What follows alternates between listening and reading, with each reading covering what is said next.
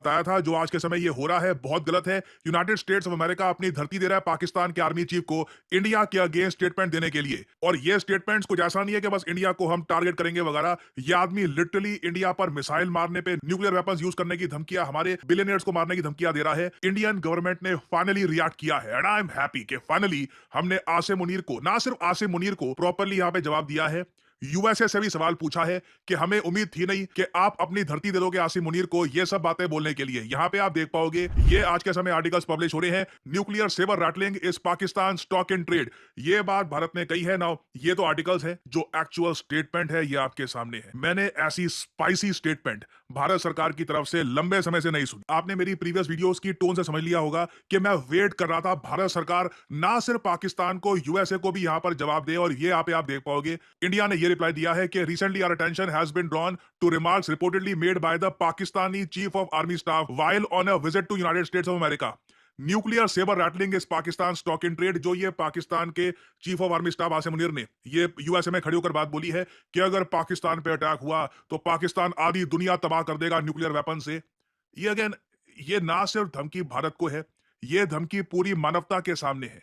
इसलिए इंडिया ने यहां पर यह बात बोली है कि इंटरनेशनल कम्युनिटी खुद ही कंक्लूजन्स ड्रॉ कर सकती है on the irresponsibility inherent in such remarks which also reinforce the well held doubt about the integrity of nuclear command and control in a state where military is hand in glove with terrorist groups. Bharat ने openly कहा है कि अब international community में जो पहले doubt थे कि पाकिस्तान के न्यूक्लियर वेपन सेफ है क्या, इन डाउट्स को अब प्रॉपर्ली रीइंफोर्स कर दिया गया है। वो डाउट्स बिल्कुल सही थे कि एक ऐसा देश जहां पर मिलिट्री आतंकवादियों के साथ मिलकर काम करती है, उधर न्यूक्लियर वेपन्स कहीं भी किसी के हाथ भी जा सकते हैं। It is dangerous. क्योंकि अगर आसिम मुनीर सिंपली ये कहता, मान लो कि हम न्यूक्लियर अटैक का जवाब न्यूक्लियर अटैक से देंगे, वो अलग बात थी। आधी दुनिया पाकिस्तान खत्म कर देगा। इसमें आधी दुनिया में फिर क्या आता है? इंडिया के आसपास कौन कौन से देश है? चाइना है, जापान है, ऊपर नॉर्थ में आप जाओगे सेंट्रल एशियन कंट्रीज से रशिया स्टार्ट हो जाता है। तो आधी दुनिया जो ये खत्म करने की बात कर रहे हैं, इससे पूरी दुनिया के कान खड़े हो जाने चाहिए। आगे आप देख पाओगे ये लिखा है, ये काफी रिग्रेटेबल बात है, हमें इस बात का काफी अफसोस है कि ये सब स्टेटमेंट्स एक ऐसे देश की धरती से दी गई है जिसे हम एक फ्रेंडली कंट्री मानते हैं। इंडिया पाकिस्तान का यहाँ पे इशू है, आसिम मुनीर भारत को टारगेट कर रहा है बार बार ये बोल करके जी इंडिया तो मर्सिडीज गाड़ी है, हम पुराने ट्रक हैं, ट्रक ने मर्सिडीज गाड़ी को हिट कर दिया तो क्या होगा। खुद ही बोलकर के मानते हैं कि इंडिया की इकोनॉमी ज्यादा स्ट्रांग है, हमारा तो कुछ है नहीं, हमने कल को इंडिया के साथ वॉर स्टार्ट कर दी तो इंडिया का ज्यादा लॉस होगा, और फिर न्यूक्लियर अटैक कर देंगे, इंडिया के बिलियनियर्स को टारगेट कर देंगे। ये सारी बातें आसिम मुनीर ने यूएसए की धरती, फ्लोरिडा स्टेट जो है, फ्लोरिडा टैंपा से गई है। भारत ने ओपनली कहा है कि ये दुख की बात है कि ये सारी स्टेटमेंट दी गई है from the soil of a friendly third country, और आई थिंक कहीं ना कहीं यूएसए को जवाब देना होगा कि आसिम मुनीर की ऐसी स्टेटमेंट्स ये लोग अलाउ कैसे कर सकते हैं। ट्रंप को आपने देखा होगा, काफी बार ट्रंप ये कहते हैं कि कभी भी एन वर्ड का इस्तेमाल नहीं करना चाहिए, मतलब न्यूक्लियर जो शब्द है इसका इस्तेमाल नहीं करना चाहिए। मगर यहाँ पे आसिम मुनीर खुद ओपनली यूएसए की धरती से आधी दुनिया को न्यूक्लियर वेपन से डिस्ट्रॉय करने की बात करते हैं, तो यूएस क्या कर रहा है यहाँ पर? यूएस ये सब अलाउ करेगा? और देखना यहाँ पर ये होगा कि यूएस इस सब को लेकर क्या स्टेटमेंट देता है। अभी तक वैसे मैं आपको ये बताऊं, अभी तक यूएसए का स्टांस ये है कि यूएस पाकिस्तान पार्टनरशिप बड़ी जरूरी है अगर रीजन में, पूरे इंडियन सब कॉन्टिनेंट रीजन में स्टेबिलिटी बनाकर रखनी है। ये इधर यहाँ पे आप देख पाओगे ये आर्टिकल, आसिम मुनीर खुलकर वेपन्स ऑफ मास डिस्ट्रक्शन की बातें करता है यूएसए में खड़े होकर। यूएस कहता है कि जो हमारे मिलिट्री टाइज है पाकिस्तान के साथ, ये की है to nuclear security in South Asia. आपको पता होगा बहुत सारी जियोपॉलिटिकल थ्योरीज ये भी क्लेम करती है कि पाकिस्तान के न्यूक्लियर वेपन्स का जो एक्चुअल कंट्रोल है ये यूएस के पास है। आसिम मुनीर बस ये जो स्टेटमेंट दे रहे हैं, इसके पीछे भी यूएसए अलाउ कर रहा है कि जाओ बोलो ये सब बातें, हमारे देश में आके बोलोगे, इंटरनेशनल मीडिया और सुनेगा भी इसको। और इंडिया के लिए यहाँ पे इंपॉर्टेंट ये है कि हम लोग इंटरनेशनल कम्युनिटी के सामने यहां पर ये बात लेकर आए कि करंट यूएस गवर्नमेंट किस देश का साथ दे रही है आज के समय। आप अगर देखो, एक तरफ इंडिया है जो आज के समय एक एक करके यूएसए की सैटेलाइट लॉन्च कर रहा है। रिसेंटली आपको पता होगा हमने निसार मिशन के अंडर दुनिया की सबसे महंगी सैटेलाइट लॉन्च करी है। उसके बाद इसरो अब एक और 6500 केजी की यूएस सैटेलाइट लॉन्च करने वाला है। एक तरफ भारत जैसा देश जिसके साथ मिलकर यूएस साइंस में एडवांसमेंट कर रहा है, हम सैटेलाइट लॉन्च कर रहे हैं, आगे जाकर स्पेस से रिलेटेड और भी बहुत सारे मिशन होंगे जहां पर इंडिया यूएस मिलकर काम करेंगे।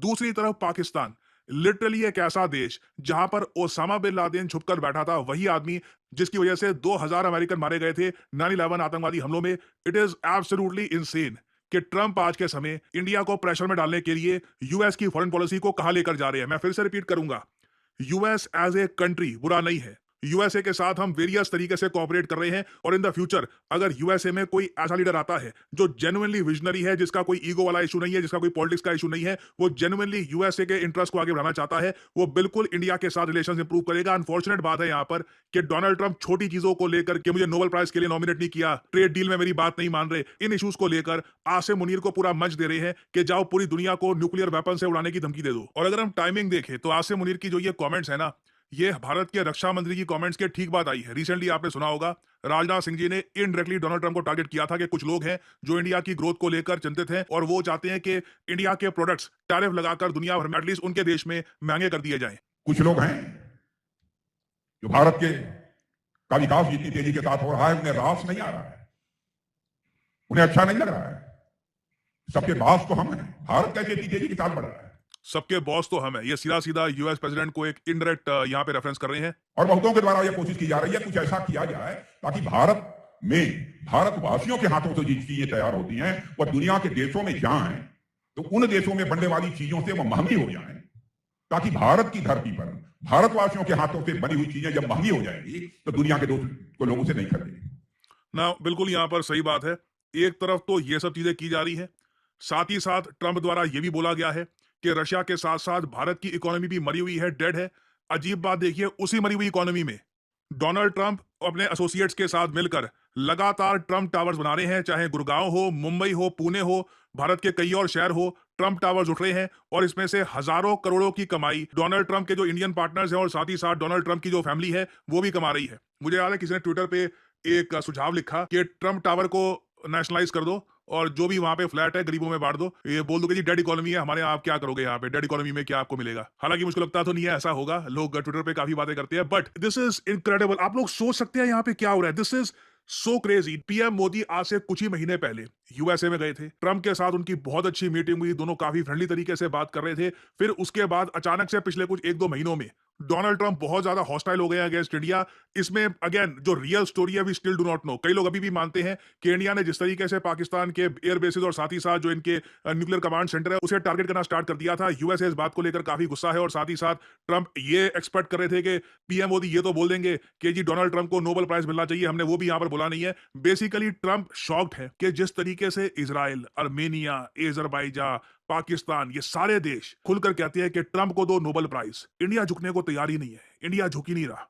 इंडिया को जो अपनी फॉरेन पॉलिसी के हिसाब से सही लग रहा है वो हम यहां पर कर रहे हैं। ये बात डोनाल्ड ट्रंप को बहुत ज्यादा चुभ रही है और अब देखना होगा कि डोनाल्ड ट्रंप अपने पर्सनल इश्यूज की वजह से इंडिया के साथ रिलेशंस किस लेवल तक खराब होने देते हैं। और कहीं ना कहीं डोनाल्ड ट्रंप से कुछ अकाउंटेबिलिटी मांगी जाती है, नहीं मांगी जाती कि आपने कंट्री के साथ हमारे रिलेशन इतने खराब कर दिए, what did you gain from it. और फाइनली यहाँ पे आप लोगों से मैं एक सवाल पूछूंगा, क्या भारत को ट्रंप को अलाउ करना चाहिए कि ये भारत में ट्रंप टावर बनाते रहे, specially after saying India's economy is dead economy, और आसिम मुनीर को ऐसा मंच देने के बाद। अब देखो जो ट्रंप टावर बन गए तो बन गए, वो तो बिक भी गए हैं, कई लोगों ने खरीद भी लिया वहां पे अपने अपार्टमेंट्स, उसका तो मुझे लगता नहीं है कुछ खो सकता है यहाँ पे। मगर क्या फ्यूचर में ट्रंप को हमें अनुमति देनी चाहिए कि इनकी प्राइवेट कंपनी जो इनके बेटे चलाते हैं ये भारत की कमाल की जो रियल एस्टेट मार्केट है वहां पे फायदा उठाए, अपने ट्रंप टावर बनाए, करोड़ों रुपए कमाए, फिर इनके पिताजी ट्विटर पे जाकर ये बोल दे कि इंडिया की इकोनॉमी डेड है। मैं यहाँ पे जानना चाहूंगा, should India allow future Trump towers, yes और नो? कमेंट सेक्शन में करिएगा आंसर, मैं जानना चाहूंगा यहाँ पे आपका ओपिनियन।